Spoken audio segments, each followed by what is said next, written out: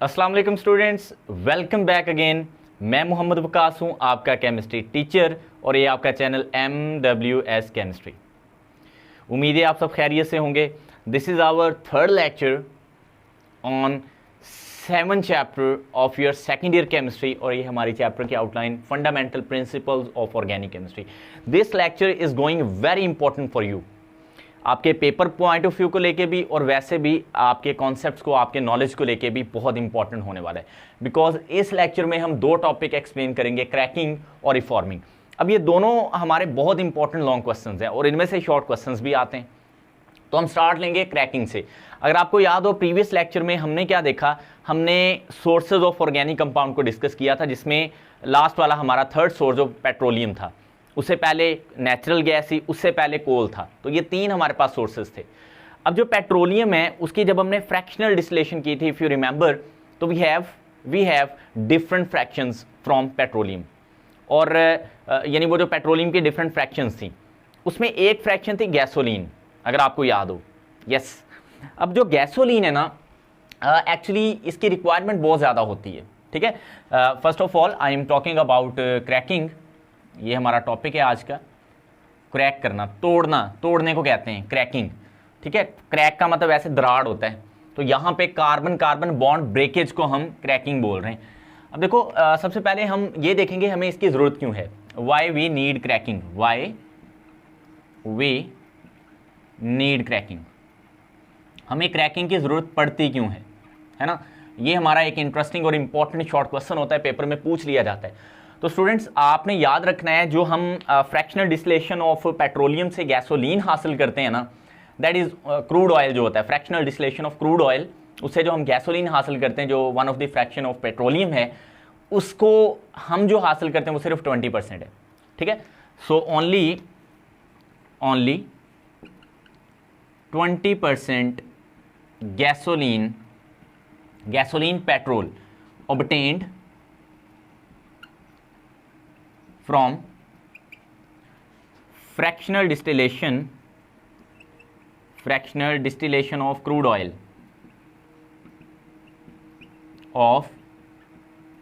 oil और आप याद रखना बच्चों, ये जो हमारी परसेंटेज ऑफ गैसोलीन है ना, ये बहुत ही कम है। ये हमारी रिक्वायरमेंट्स को मीट नहीं करती, बिकॉज ज़्यादातर जो हमारी व्हीकल्स हैं, जो लो ट्रैफिक व्हीकल्स हैं, ये इतनी हैवी नहीं होती, वो पेट्रोल से वो सारा चलती है। स्टूडेंट्स, ये जो हमारे पास परसेंटेज है ना गैसोलीन की, ये इंतहाई कम है। ये हमारी रिक्वायरमेंट्स को मीट ही नहीं करती। ठीक है, यानी हम इससे अपनी रिक्वायरमेंट्स को पूरा कर ही नहीं सकते। फिर हम क्या करते हैं, यस, ये बड़ा इंटरेस्टिंग है। फिर हम ये करते हैं, जो हमारे पास हायर हाइड्रोकार्बन्स होते हैं ना, लाइक जैसे कैरोसिन है। कैरोसिन के बारे में आपने पढ़ा था। कैरोसिन को हम मिट्टी का तेल भी कहते हैं, या ये जहाज़ों में जो इसकी बेटर क्वालिटी है, वो जहाज़ों में जेट इंजन के तौर पे यूज़ होती है। तो इसमें जो कार्बन का नंबर है वो 8 से लेके 12 तक, सॉरी ये 8 है, 8 से लेके कार्बन 12 तक कार्बन का नंबर हो सकता है इसमें। ठीक है, ये ज़्यादा, इसको हम कहते हैं ये हायर हाइड्रोकार्बन है। मैं यहाँ पर लिख भी देता हूँ, this is called higher hydrocarbon. ठीक है, अब ये जो गैसोलीन है, इसमें नॉर्मली जो कार्बन का नंबर होता है वो 6 से लेके 8 की रेंज में होता है। ठीक है, 6 से लेके 8 की रेंज में गैसोलीन में होता है, और जो कैरोसिन है इसमें 8 से 12 की रेंज में हो सकता है। इसी तरह जो हमारे पास गैस ऑयल है, if you remember gas oil, इसको हमने डीजल भी कहा था। ठीक है, और इसमें जो कार्बन का नंबर है वो वेरी करता रहता है, यानी 12 से लेके ये 18 तक होते हैं, यानी इनसे हायर मेंबर होते हैं ये। और ये भी हायर हाइड्रोकार्बन है कंपैरेटिव टू, ये हायर हाइड्रोकार्बन कंपैरिजन हम किससे कर रहे हैं, यस, गैसोलीन से। अब मैं दोबारा रिपीट करता हूं, जो गैसोलीन हम हासिल करते हैं fractional distillation of crude oil से, वो बहुत कम है। ठीक है, अब वो हमारी रिक्वायरमेंट्स को पूरा नहीं कर पाती। फिर हम क्या करते हैं, हम हायर हाइड्रोकार्बन्स को ब्रेक डाउन करते हैं। Yes, we break down higher hydrocarbons into lower hydrocarbons. अब ये जो हमारे हायर हाइड्रोकार्बन्स है ना, ये वाले दोनों, कैरोसिन और गैस ऑयल, खास तौर पे गैस ऑयल, इनके कार्बन नंबर ज़्यादा हैं, तो इनके बॉइलिंग पॉइंट भी ज़्यादा होते हैं। इनके बॉइलिंग पॉइंट क्या होते हैं, हाई इनके बॉइलिंग पॉइंट्स होते हैं। अब ये बात आपने बच्चों याद रखनी है, जो हायर हाइड्रोकार्बन्स हैं, यानी जिनमें कार्बन का नंबर ज़्यादा है, इनके अंदर इनका बॉइलिंग पॉइंट होता है ज़्यादा। और जो हमारे लोअर हाइड्रोकार्बन है, जैसे कि गैसोलीन, जो हमारे पास बहुत ही कम है, इसका हमारे पास बॉइलिंग पॉइंट कम होता है। ठीक है, लो बॉइलिंग पॉइंट। तो हम क्या करते हैं, हम इन हायर हाइड्रोकार्बन को ब्रेक डाउन कर लेते हैं। वो ब्रेक डाउन हम हायर टेम्परेचर हाई प्रेशर पे भी कर सकते हैं, बाय यूजिंग कैटलिस्ट भी कर सकते हैं, वो भी उसमें भी टेम्परेचर चाहिए, तो टेम्परेचर सब में चाहिए, क्रैकिंग करनी है ना, ब्रेक डाउन करना है। या फिर हम स्टीम से भी कर लेते हैं, तो वो तो हम इसकी टाइप्स में देखेंगे। तो हम क्या करेंगे, इन हायर हाइड्रोकार्बन को ब्रेक डाउन करके इस लोअर हाइड्रोकार्बन में कन्वर्ट कर लेंगे। इस तरह जो हमें कम परसेंटेज ऑफ गैसोलीन मिल रही थी, इसको हम बढ़ा सकते हैं। So that is the main phenomena behind this cracking. मुझे उम्मीद है कि ये बात आपको समझ आई होगी। बेसिकली हम कर क्या रहे हैं, लाइक यहाँ पे अगर मैं क्रैकिंग की एक एग्जांपल आपके सामने लिखूं, like if we have C16, हाँ H इसके साथ कितने होंगे, मैंने आपको प्रीवियस लेक्चर में भी बताया था। हमारे पास फॉर्मूला होता है CnH2n+2, ये सैचुरेटेड हाइड्रोकार्बन के लिए फॉर्मूला होता है, अल्केन्स के लिए। तो अगर कार्बन नंबर यहाँ पे 16 है तो हाइड्रोजन 34 होंगे, डबल से 2 ज़्यादा। तो हमने इस नंबर, अगर आप इस नंबर पे गौर करें ना, इसको गौर से देखें आप इस नंबर को 16, तो ये तकरीबन इस कैटेगरी में फॉल करता है। यानी हमारे पास गैस ऑयल है, यानी डीजल है। हमने डीजल को ब्रेक डाउन किया क्योंकि डीजल की रिक्वायरमेंट कम है और गैसोलीन की ज़्यादा है, तो हम इसको ब्रेक डाउन कर रहे हैं। तो इसको जब हम ब्रेक डाउन करेंगे ना, तो इससे क्या होगा, ये लोअर हाइड्रोकार्बन में कन्वर्ट हो जाएगा। C7, 7 के साथ अब देखो 7 को 2 से मल्टीप्लाई करोगे तो 14, 14 + 2 तो 16 आएगा। प्लस में ये हमारे पास बाय प्रोडक्ट है इथीन, और प्लस में हमारे पास एक और बाय प्रोडक्ट है propene, CH double bond CH2। तो इसको बैलेंस करने के लिए हम 3 से मल्टीप्लाई करेंगे। अब ये जो हमारे पास हासिल हुई है ना कार्बन 7 वाली, ये इस कैटेगरी में फॉल करिए। अगर आप देखो, यानी आपने क्या किया, डीजल को गैसोलीन में कन्वर्ट कर लिया, और यही सारा फिनोमेना है क्रैकिंग वाला। तो हम इसको अब डिफाइन कर लेते हैं। अब ये जो क्रैकिंग हमने की है ना, यहाँ पे हमने हीट प्रोवाइड की है और प्रेशर भी अप्लाई किया है। अब ये कितना किया है, कैसे किया, सारा कुछ ये तो हम बाद में देखते हैं। यानी यहाँ पे तकरीबन हमने 750 डिग्री सेंटीग्रेड जो है ना टेम्परेचर रखा है, तो फिर ये क्रैकिंग हुई। जी तो स्टूडेंट्स, अब हम ना इसको डिफाइन कर लेते हैं। अब ये एक प्रोसेस है, the process in which higher hydrocarbons with high boiling point, जाहिर बात है मैं अभी बता के हटा हूँ आपको, हाई बॉइलिंग पॉइंट्स। देखो ये हायर हाइड्रोकार्बन है, इसका बॉइलिंग पॉइंट भी ज़्यादा है, हम इसको ब्रेक डाउन कर रहे हैं। The process in which higher hydrocarbon with high boiling point are break down into, break down अलग अलग लिख लें, ब्रेक डाउन, ठीक है, break down into lower hydrocarbon with low boiling points is called cracking, जिसकी हम बात यहां पे कर रहे हैं। तो है क्या, जो हमारे पास क्रैकिंग है, ये एक प्रोसेस है जिसमें हम हायर हाइड्रोकार्बन जिनके बॉइलिंग पॉइंट ज़्यादा होते हैं उनको ब्रेक डाउन कर लेते हैं लोअर हाइड्रोकार्बन्स में जिनके बॉइलिंग पॉइंट्स होते हैं कम। तो इस प्रोसेस को नाम हम देते हैं क्रैकिंग का। So this is very interesting phenomena cracking जो है। तो उम्मीद है कि ये बात आपको क्लियरली समझ आई होगी। अब जो क्रैकिंग है ना, इससे हम सिर्फ गैसोलीन ही हासिल नहीं करते, इससे मैंने बोला यहाँ पे हमें क्या भी मिली हैं, बाय प्रोडक्ट्स। अब ये जो बाय प्रोडक्ट्स हैं हमारे पास, जो अलावा हमारी असल मेजर प्रोडक्ट के हैं, इनके भी आगे यूजेस हैं, ठीक है ना। तो यानी मैं यहाँ पे लिख भी देता हूँ uses of by products. Uses ये वैसे एंड पे लिखा हुआ है आपकी बुक में, मैं पहले ही बता देता हूँ, यूजेस ऑफ बाय प्रोडक्ट्स। तो इनके क्या यूजेस हैं, लाइक जो भी हमारे पास बाय प्रोडक्ट्स हासिल होती हैं उनसे उनको हम फर्टिलाइजर में यूज़ करते हैं, उनसे हम प्लास्टिक वगैरह बनाते हैं, ठीक है, कॉस्मेटिक्स में यूज़ होती हैं, ये कॉस्मेटिक्स भी इसमें आ गया, ठीक है, मुँह शूँ चिट्टा करने के लिए, क्रीमें श्रीमें बनाने के लिए, और भी कॉस्मेटिक हमारे पास होती हैं, उसमें यूज़ होती हैं। मेडिसिन में ये चीज़ें यूज़ हो सकती हैं, मेडिसिन में, पेंट्स वगैरह में, ETC। तो इसका मतलब ये हुआ, जो हमारे पास क्रैकिंग है ना, ये सिर्फ गैसोलीन बनाने के लिए इस्तेमाल नहीं होती, इससे हम बाय प्रोडक्ट्स भी हासिल करते हैं और उनके भी यूजेस हैं। तो पेपर में अगर आ जाए ना कि वाई वी नीड क्रैकिंग, ये शॉर्ट क्वेश्चन में आ जाए, तो आप ये तो लिखोगे ही कि हम गैसोलीन की परसेंटेज को बढ़ाने के लिए यूज़ करते हैं क्योंकि हमें कम मिलती है fractional distillation of crude oil से, इसको बढ़ाते हैं। और प्लस में ये भी लिख सकते हो, ये बुक में इस टॉपिक के एंड पे लिखा हुआ है, तो मैंने यहाँ पे लिख दिया। अब हम आते हैं टाइप्स ऑफ क्रैकिंग पे। इनमें से भी अब शॉर्ट क्वेश्चन बनते हैं, टाइप्स ऑफ क्रैकिंग। अब मैं यहाँ पे अब आपको बता देता हूँ, जितना मैंने पढ़ा दिया ना, इसमें से 2 शॉर्ट क्वेश्चन बन सकते हैं। एक तो पेपर में आपसे पूछ सकता है कि क्रैकिंग क्या है, डिफाइन करो, एग्जाम्पल दो। अब ये क्रैकिंग, ये इसकी डेफिनेशन लिखी है, ये इसकी एग्जाम्पल है यहाँ पे, ठीक है। दूसरा क्वेश्चन ये आ सकता है कि वाई वी नीड क्रैकिंग, वो भी मैं आपको बता चुका हूँ। तीसरा क्वेश्चन टाइप्स ऑफ क्रैकिंग में से आ सकता है। 3 इसकी टाइप्स होती हैं, thermal, catalytic and steam cracking, तो उनका अलग अलग वो क्वेश्चन कर सकते हैं आपसे। ये जो हमारे पास है ना 16 कार्बन वाला, अगर आपको मैट्रिक में थोड़ा सा याद हो, 10 को हम डिकेन कहते हैं, 1 कार्बन को हम मीथेन, मैथ, फिर 2 को हम इथेन, फिर प्रोपेन, फिर ब्यूटेन, फिर पेंटेन, हेक्सेन, हेप्टेन, ऑक्टेन, नोनेन और डीकेन। तो ये 10 वाले को डिकेन, तो 6 7 है तो इसको हम हेक्सा डिकेन बोलते हैं, ये भी याद रखना, दिस इज हेक्सा डिकेन। तो हेक्सा डिकेन को हमने ब्रेक डाउन किया हेप्टेन में, 7 कार्बन वाली प्रोडक्ट में। और ये जो हमारे पास 2 प्रोडक्ट हैं, इसका नाम इथीन है और इसका नाम प्रोपीन है, ये मैं आगे भी आपको बता दूंगा। तो खैर, टाइप्स ऑफ क्रैकिंग में अब ये हमारे पास पहली टाइप है ना, that is called thermal cracking. Thermal cracking नाम से ही पता चल रहा है कि हम हीट से, ज़्यादा हीट से, वैसे तो सब में हीट देनी पड़ती है, इसमें हम थर्मली ज़्यादा इसको प्रेफर करेंगे, ज़्यादा हीट प्रोवाइड करेंगे। तो इसमें कितनी हीट हम रखते हैं ये भी देख लो। ये क्रैकिंग ऐसी क्रैकिंग है जो हाई टेम्परेचर और हाई प्रेशर पे की जाती है, याद रखिएगा। मैं इसको पूरा लिख ही देता हूँ, the cracking which is carried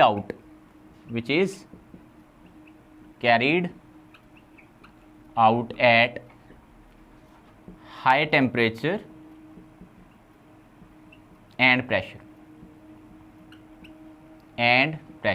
is called thermal cracking। इसी को हम थर्मल क्रैकिंग कहते हैं, ठीक है। अब ये हाई टेम्परेचर कितना होता है इसमें, नॉर्मली ये वेरी करता है 750 से लेके, या 700 चलो कर लो, और ज़्यादा करेक्शन इसमें आ जाएगी, 700 डिग्री सेंटीग्रेड से लेके ये टेम्परेचर होता है नॉर्मली, हाँ जी, 900 डिग्री सेंटीग्रेड तक ये हमारे पास होता है हाई टेम्परेचर। इस हाई टेम्परेचर पे और हाई प्रेशर तकरीबन ये 30 एटमॉस्फेयर से लेके, ये वेरी करता है 70 एटमॉस्फेयर तक। तो हाई टेम्परेचर और हाई प्रेशर पे जो क्रैकिंग हम करते हैं, that is called thermal cracking. और याद रखना, ये बच्चों जो हमने एग्जाम्पल लिखी है ना, this is best for thermal cracking, ये बेसिकली थर्मल क्रैकिंग की है। अब इसमें आपको क्या मिलता है, एक तो आपको गैसोलीन मिल जाती है इस क्रैकिंग के दौरान, गैसोलीन तो मिलनी है, साथ में आपको मिलती हैं बाय प्रोडक्ट्स। और वो जो बाय प्रोडक्ट्स हैं नॉर्मली वो लोअर अनसैचुरेटेड, अब ये टर्म आपने याद रखनी है, लोअर अनसैचुरेटेड हाइड्रोकार्बन्स होते हैं। बच्चों ये जो हमारे पास इथीन है ना और प्रोपीन है, ये अनसैचुरेटेड है, इसमें डबल बॉन्ड आया, तो इस तरह की बाय प्रोडक्ट्स मिलती हैं, यानी इथीन, यहाँ पे मैं मेंशन कर देता हूँ, इथीन, प्रोपीन, ब्यूटीन, इस तरह की जो lower member of unsaturated hydrocarbon है ना, जैसे इथीन, प्रोपीन, ब्यूटीन, ये अल्केन नहीं है, अल्केन होता तो इथेन होता, यहाँ पे ए होता। तो ये अनसैचुरेटेड हाइड्रोकार्बन जो लोअर मेंबर होते हैं, ये आपको मिलते हैं थर्मल क्रैकिंग में। ये अक्सर एमसीक्यूज में भी पूछ सकता है आपसे। और थर्मल क्रैकिंग हाई टेम्परेचर और हाई प्रेशर पे करवाई जाती है। So that's it about thermal cracking. अब हम नेक्स्ट टाइप ऑफ क्रैकिंग पे आएंगे, विच इज कैटालिटिक क्रैकिंग। मैं यहाँ पे दिखता हूँ आपको सेकेंड टाइप, ये क्या होगी, कैटालिटिक क्रैकिंग। अब मैं ना इसकी डेफिनेशन तो नहीं लिखूंगा, अब आपने खुद बनानी है। फिर आप कहते हो सर मुझे कमेंट्स में पढ़ता हूँ आपके, तो सर आप पूरा बताया करें। मैं अब आपको पूरा क्यों नहीं बता रहा, ताकि आपको भी थोड़ा काम करना है कैसे करते हैं। देखो यहाँ पे आपने क्या लिखा, the cracking which is carried out at high temperature high pressure. इसको क्या चेंज करना है आपने, the cracking which is carried out at low temperature low pressure in the presence of catalyst. यानी सारा कुछ ये लिखना है, ऐसे लिखते जाना है। The cracking which is carried out at, यहाँ पे आ जाएगा low temperature and low pressure और in the presence of suitable catalyst, presence of suitable catalyst। अब वो कैटलिस्ट क्या होता है मैं यहां पे आपको बताता हूं, ठीक है। तो यहां तक आप इसका स्क्रीनशॉट भी ले सकते हैं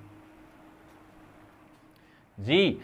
अब देखो कैटालिटिक क्रैकिंग में हम क्या कर रहे हैं, लो प्रेशर और लो टेम्परेचर प्रोवाइड कर रहे हैं, तो इसका मतलब हमें कैटलिस्ट सूटेबल यूज़ करना होगा। और यहाँ पे जो कैटलिस्ट यूज़ होता है नॉर्मली सिलिकॉन डाइऑक्साइड, सिलिका हम इसको कहते हैं, इन the presence of alumina Al2O3, और इसको हम जियोलाइट कैटलिस्ट कहते हैं, जियोलाइट कैटलिस्ट। ठीक है, तो ये कैटलिस्ट हम यूज़ करते हैं, ये पोरस मीडियम रखता है। जियोलाइट जो कैटलिस्ट होता है बेसिकली ये पोरस मीडियम रखता है, तो बहरहाल ये कैरियर का काम करता है, कैटलिस्ट का काम करता है, एक्टिवेशन बैरियर को कम कर देता है, तो लिहाजा हमें लो टेम्परेचर और लो प्रेशर पे ये क्रैकिंग मिल जाती है। और ये कितना लो टेम्परेचर होता है, यस ये तकरीबन 500 डिग्री सेंटीग्रेड पे, एंड लो प्रेशर कितना होता है 2 एटमॉस्फेयर। अब आप कंपैरिजन बच्चों करो, ज़रा गौर करें, यहाँ पे हमने 700 से 900 डिग्री सेंटीग्रेड टेम्परेचर प्रोवाइड करना है और 30 से 70 एटमॉस्फेरिक प्रेशर देना है, तो यहाँ पे तो हम कुछ भी नहीं कर रहे, फिर टेम्परेचर भी कम है, प्रेशर भी कम है, तो इसका मतलब ये वाली जो क्रैकिंग है ये ज़्यादा बेस्ट है as compare to previous one. अब कैसे, एक तो इसमें हमें कम टेम्परेचर कम प्रेशर जो है वो देना पड़ा, और इससे हमें बेस्ट क्वालिटी ऑफ गैसोलीन मिलती है, best quality of gasoline.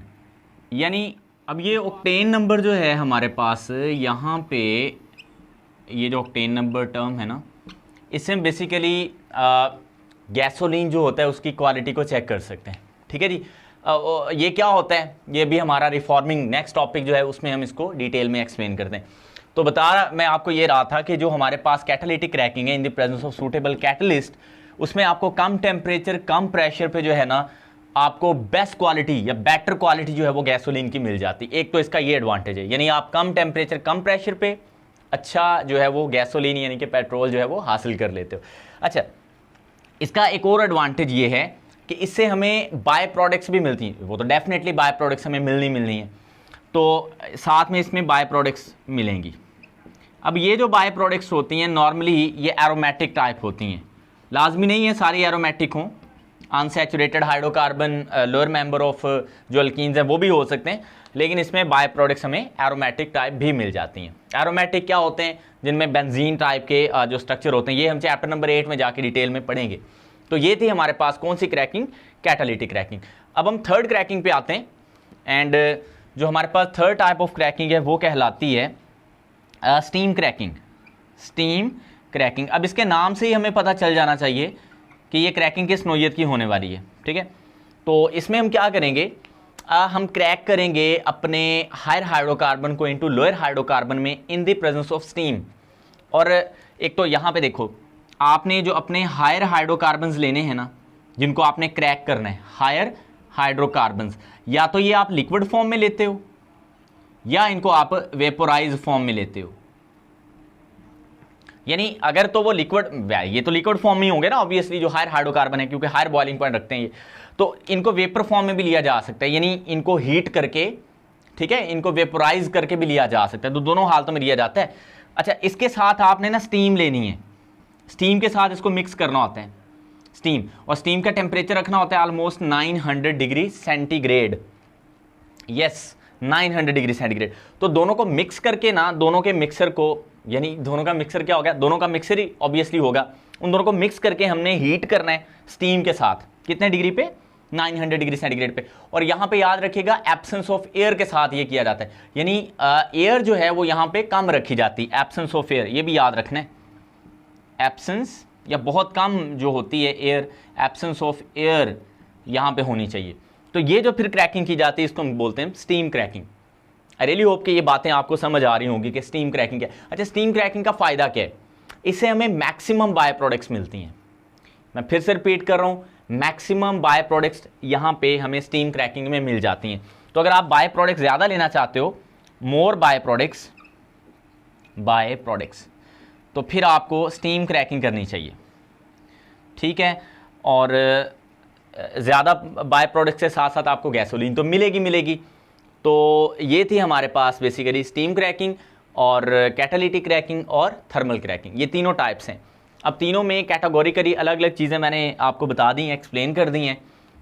Short question कहाँ से आ सकता है वो मैं आपको पहले बता चुका हूँ, यहाँ से भी शॉर्ट क्वेश्चन वो निकाल सकता है कि थर्मल क्रैकिंग को आप एक्सप्लेन करो शॉर्टली 2 नंबर का, कैटालिटिक क्रैकिंग क्या होती है या स्टीम क्रैकिंग क्या होती है। अब ये हमारा लेक्चर का पहला हिस्सा हो गया ख़त्म, यानी हमने क्रैकिंग जो है वो स्टडी कर ली है। अब हम रिफॉर्मिंग को स्टडी करने जा रहे हैं, इसको शुरू करने से पहले मैं आपको क्या कहूँगा, मैं आपको कहूँगा लाइक कर दो वीडियो को अगर आपको पसंद आ गई है तो, ठीक है जी। तो आइए नेक्स्ट हम रिफॉर्मिंग को देख लेते हैं जी। अब हम स्टार्ट कर लेते हैं इस लेक्चर का सेकंड पार्ट, और वो है बहुत इंपॉर्टेंट, क्रैकिंग की तरह ही रिफॉर्मिंग। इंटरेस्टिंग भी है, टॉपिक बड़ा मज़े का है। रिफॉर्मिंग, रिफॉर्म्स जैसे हम कहते हैं, रिफॉर्म्स करना, इस्लाहात लेके आना, बेहतरी लाना। तो रिफॉर्मिंग यहाँ पे भी इसका मतलब बेहतरी लाना है। अब बेहतरी हमने किस में लानी है? हाँ, ये क्वेश्चन है, गैसोलीन में। जो क्वालिटी ऑफ गैसोलीन है उसको डिटरमिन करने के लिए जो हमारे पास पैरामीटर है वो है ऑक्टेन नंबर। तो यहाँ पे एक वर्ड है ऑक्टेन नंबर। ऑक्टेन नंबर ये बताने से पहले ना, इसको एक्सप्लेन करने से पहले, अभी रिफॉर्मिंग की तो डेफिनेशन हम बाद में करेंगे, ठीक है, इसको बाद में समझते हैं।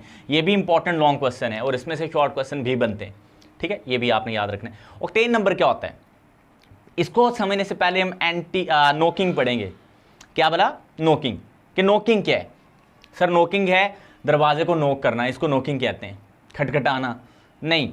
यहाँ हम इंजन की बात कर रहे हैं, ठीक है जी, इंजन के नोकिंग की बात करें तो क्या होती है नोकिंग, मैं यहाँ पे पहले एक्सप्लेन करता हूँ। नोकिंग बेसिकली ना, आप जब फ्यूल डालते हैं इंजन के, फ्यूल को हम डायरेक्ट इंजन में तो नहीं डालते, फ्यूल टैंक में डालते हैं। अब वहाँ से थोड़ा थोड़ा करके वो, जब हमने जो भी अपनी व्हीकल है उसको चलाना होता है, तो थोड़ा थोड़ा जो फ्यूल होता है वो फ्यूल टैंक से वो इंजन में जाता है। इंजन में जाने के साथ साथ वो फ्यूल मिक्स होता है विद एयर। आपको पता होगा एयर फिल्टर, लाइक अगर आप बाइक चलाते हो तो आपको पता है उसमें एयर फिल्टर होता है। अगर गर्ल्स ये लेक्चर सुन रही हैं वो उनमें से भी कुछ चला लेती हैं, लेकिन मोस्टली बॉयज़ को तो पता होता है। अब जो फ्यूल आ रहा है बाइक के आपके इंजन के अंदर फ्यूल टैंक से, उसके साथ एयर मिक्स होती है, ठीक हो गया। और वहाँ पे एक स्पार्क प्लग लगा होता है ना, यस। वो जो स्पार्क प्लग होता है ना वो स्पार्क करता है। मतलब ये नहीं होता कि आप बैठे हुए हो बाइक के ऊपर और आपने माचिस पकड़ी हुई है कि फ्यूल नीचे गिरेगा, हवा आएगी तो हम जल्दी से आग लगा के उसको चला लेंगे ताकि ब्लास्ट हो, नहीं। वो सारा कुछ उसमें मतलब ऑटोमेटिकली हो रहा होता है। तो प्लग का काम होता है स्पार्क देना, है ना, और फ्यूल और गैस का मिक्स होके उसको आग लग के स्पार्क की वजह से छोटा सा अंदर ब्लास्ट होता है, जिसकी वजह से पिस्टन मूव करता है। अब देखो सपोज करो पिस्टन है, मतलब अंदर एक हमारे पास सिलेंडर है, उसके अंदर मूवेबल पिस्टन है। अब जब ये यहाँ पे मैं इसकी ना एनिमेशन भी इसमें डाल देता हूँ, वो भी आप देख लें। अब ये इंजन में फ्यूल गया, फ्यूल को आग लगी, आग से वो छोटा सा ब्लास्ट हुआ, पिस्टन ऊपर की तरफ आया, फिर वो पिस्टन अपने वेट से नीचे गया, फिर ब्लास्ट हुआ, वो ऊपर गया, फिर वो अपने वेट से नीचे आया, फिर ब्लास्ट हुआ, फिर ऊपर गया। तो यूं उसका एक मैकेनिकल प्रेशर वॉल्यूम वर्क शुरू हो जाता है। पिस्टन की बात कर रहा हूँ, ठीक है। अब होता क्या है, जो अच्छी क्वालिटी का फ्यूल नहीं ना होता, मतलब बेटर क्वालिटी ऑफ गैसोलीन जिसमें नहीं होती, वो क्या करता है, जब पिस्टन नीचे की तरफ जा रहा होता है ना, वो फ्यूल कंप्रेशन की वजह से बर्स्ट कर जाता है, यानी कंप्रेशन की वजह से उसको आग लग जाती है। यानी पिस्टन अभी फुल नीचे नहीं गया, इग्निशन अभी नहीं हुई, स्पार्क प्लग ने अभी स्पार्क नहीं किया, सिर्फ प्रेशर लगने से वो फ्यूल को आग लग जाती है। और ऐसे फ्यूल को हम कहते हैं उसका ऑक्टेन नंबर कम है और वो अच्छा फ्यूल नहीं है, और इस प्रोसेस को हम कहते हैं नोकिंग। उम्मीद है कि आपको बात समझ आई होगी। बाकी मैं एनिमेशन डाल दी है, वो आपको जब आप उसको देखोगे तो आपको समझ आ जाएगी, ठीक है। तो नोकिंग क्या है? The sharp metallic sound produced in engine before the spark plug is fired. Yes, this is called knocking, है ना। नोकिंग क्या है? सर आपने तो हमें रिफॉर्मिंग पढ़ाना था, आप नोकिंग पढ़ाना, तो रिफॉर्मिंग का ताल्लुक डायरेक्ट नोकिंग से। नोकिंग क्या है? शार्प मेटालिक साउंड प्रोड्यूस होता है, मतलब इंजन में जो है वो कंप्रेशन से जब फ्यूल को आग लगना शुरू हो जाएगी, वो पूरा अपना काम नहीं करेगा, उसमें टक टक टक टक टक टक की आवाज़ आएगी, ठीक है, तो उसको हम नोकिंग कहते हैं। और इससे इंजन की एफिशिएंसी हो जाती है कम, यानी स्पार्क प्लग फायर करने से पहले ही फ्यूल को आग लग जाए, यानी कंप्रेशन से आग लगी है, स्पार्क प्लग से आग नहीं लगी, तो ऐसे फ्यूल को हम कहते हैं वो अच्छी क्वालिटी का नहीं है। अब ऑक्टेन नंबर क्या होता है? The number which determines the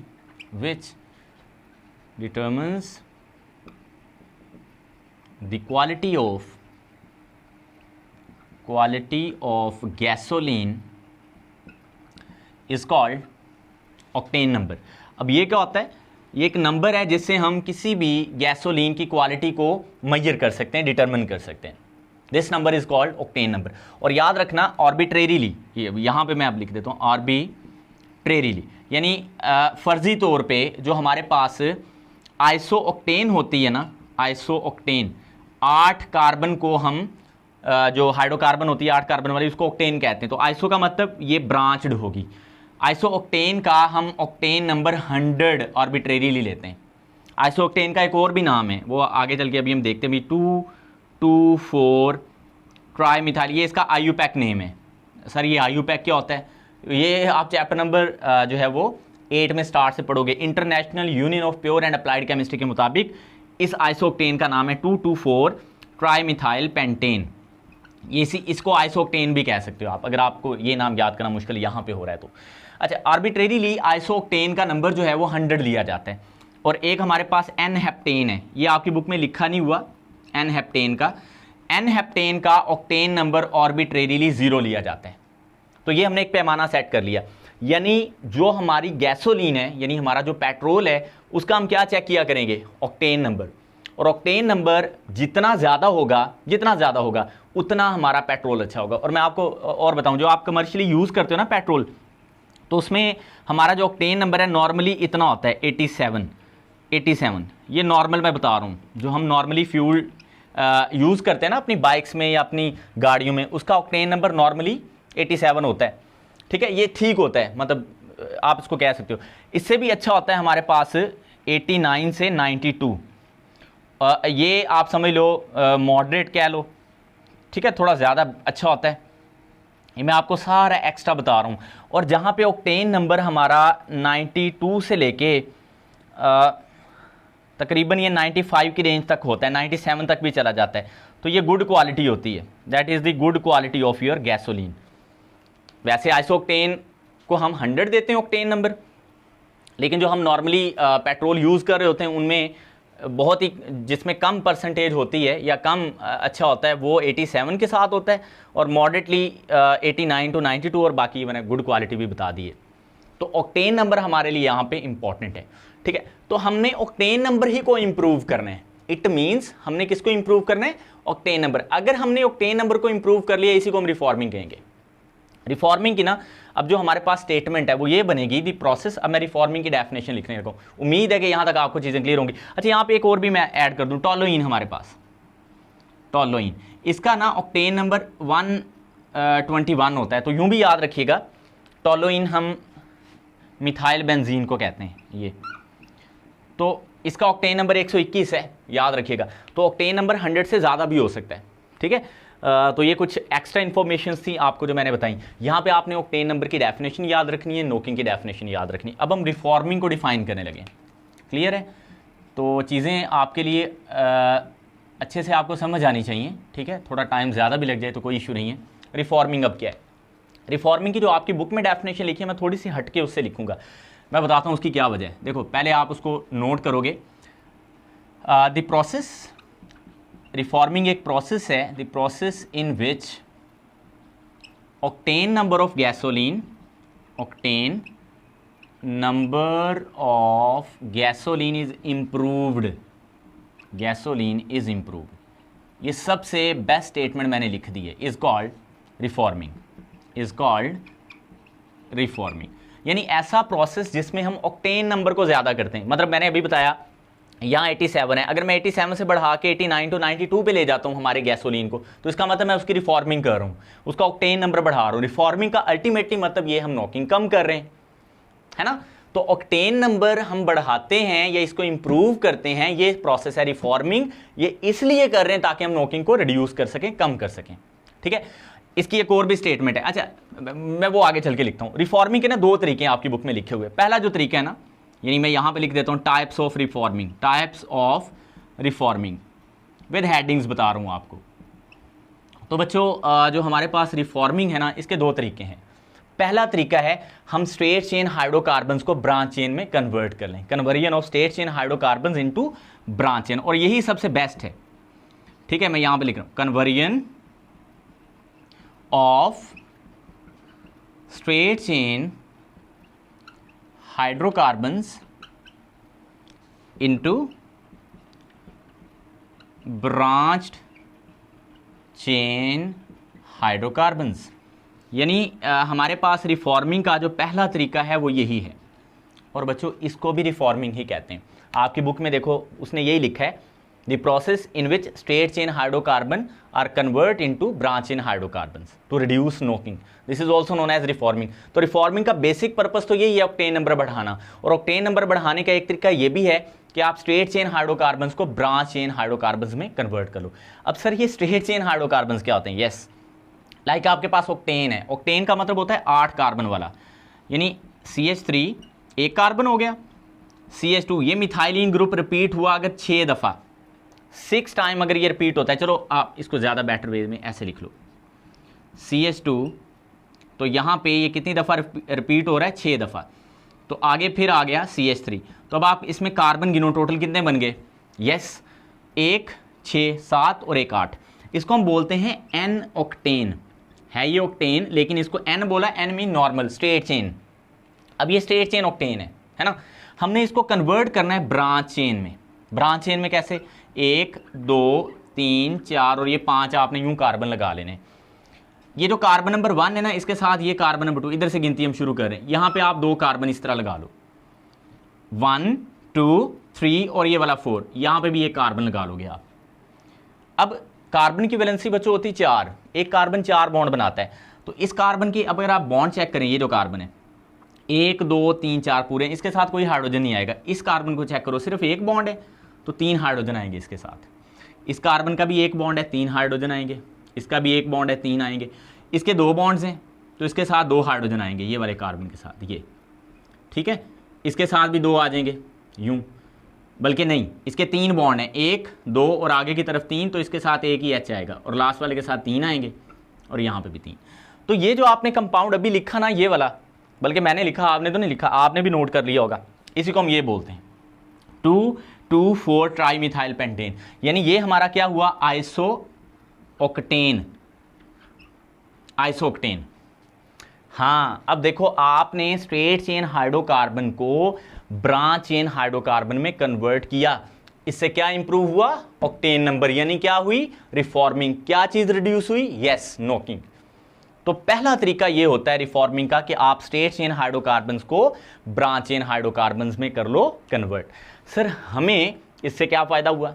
हाँ, इससे क्या फायदा हुआ? देखो इससे फायदा ये हुआ, ये ना जो N ऑक्टेन है ये स्ट्रेट चेन है, बिल्कुल ऐसे सीधा 1 2 3 4 5 6 7 8 यूं सीधे कार्बन ऐसे जुड़े हुए हैं। इन पे जब कंप्रेशन आएगी ना पिस्टन की, कंप्रेशन से ये बर्स्ट कर जाएंगे, तो इनके कंप्रेशन से आग लगने के चांस ज़्यादा होते हैं। तो इसलिए इनको कंप्रेशन से आग लगती है, इसीलिए ये नॉकिंग प्रोड्यूस करते हैं। लेकिन अगर ये ब्रांचिंग होगी, ये स्ट्रेट चेन की बजाय क्या होगा?